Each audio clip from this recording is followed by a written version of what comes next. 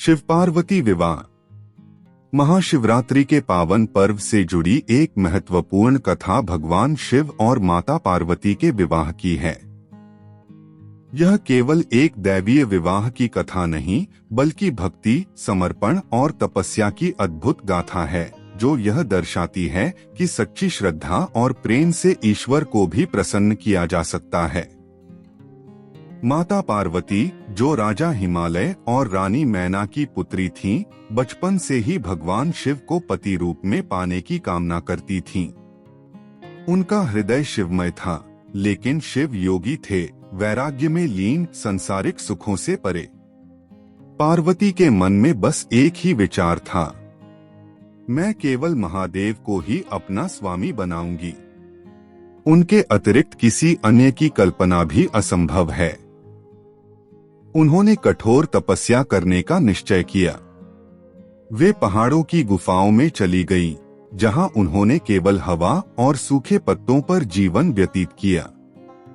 भीषण गर्मी में जलते पत्थरों पर बैठकर तपस्या की, वर्षा ऋतु में बिना किसी आश्रय के रही और कठोर सर्दी में बर्फ के बीच ध्यान लगाया।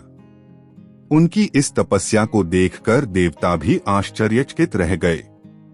भगवान शिव संसार से विरक्त, ध्यान में लीन थे। देवताओं को चिंता हुई कि यदि शिव विवाह नहीं करेंगे तो संसार की रक्षा कौन करेगा। तभी सभी देवताओं ने कामदेव को शिव का ध्यान भंग करने भेजा।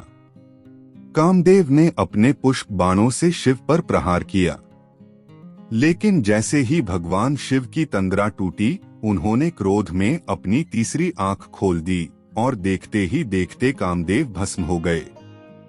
लेकिन माता पार्वती की तपस्या का प्रभाव इतना महान था कि शिव ने उनकी भक्ति को स्वीकार किया।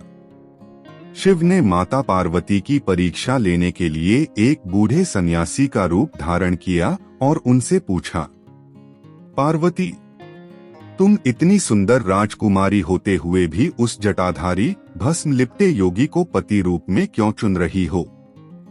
माता पार्वती को इस प्रश्न पर क्रोध आया।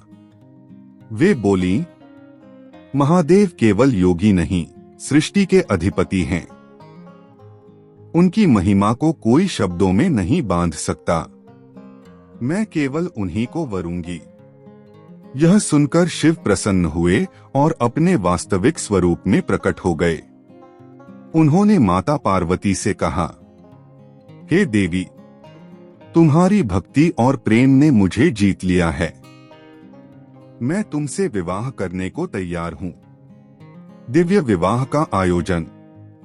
शिव और पार्वती के विवाह का आयोजन राजा हिमालय के महल में बड़े धूमधाम से किया गया।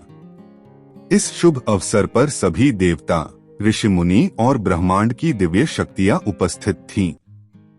लेकिन जब बारात आई तो सब चौंक गए। भगवान शिव ने अघोरी रूप धारण किया था, सांपों की माला, भस्म से सना शरीर, गले में नरमुंडों की माला। पार्वती की मां यह देखकर घबरा गईं और बोली, क्या यही मेरी पुत्री के योग्य वर हैं? तब भगवान शिव ने अपना दिव्य रूप प्रकट किया, सौम्य, सुंदर और तेजस्वी। और फिर माता पार्वती और भगवान शिव का पवित्र विवाह संपन्न हुआ। महाशिवरात्रि का दिव्य मिलन। यह विवाह केवल दो दिव्य आत्माओं का मिलन नहीं था, बल्कि यह आत्मा और परमात्मा के एकत्व का प्रतीक था। इसी कारण महाशिवरात्रि को दिव्य मिलन का पर्व कहा जाता है। इस दिन भक्त उपवास रखते हैं, रात्रि जागरण करते हैं और शिव पार्वती के इस शुभ मिलन का उत्सव मनाते हैं।